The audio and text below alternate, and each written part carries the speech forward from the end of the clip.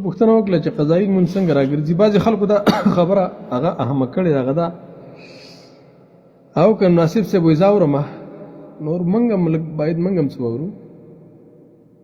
قضایي لمونځ که چېرته موږ وګورو د الله د نبي صلی الله علیه وسلم احادیث ته، نو رسول الله صلی الله علیه وسلم حدیث د بخاري دی، صحیح حدیث دی، او په هغه کې رسول الله فرمایي چې کله د رسول الله نه سحر مونځ پاتې شو، نور صحابه هم ورسره وو، نو نبي صلی الله علیه وسلم داسې کار وکړو چې د صحابو ته ویل چې تاسو پاڅېږئ مونځ وکئ.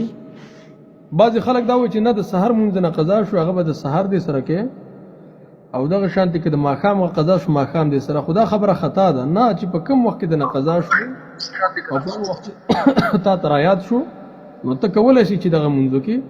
دا لازمه نه ده، دا لازمه نه ده چې ترې خامخا اوس بله ورځ ته لیټ کړي، یا بله ورځ ته یا بله ورځ ته یا بل مونځ ته. دا خبره بیا خطا ده.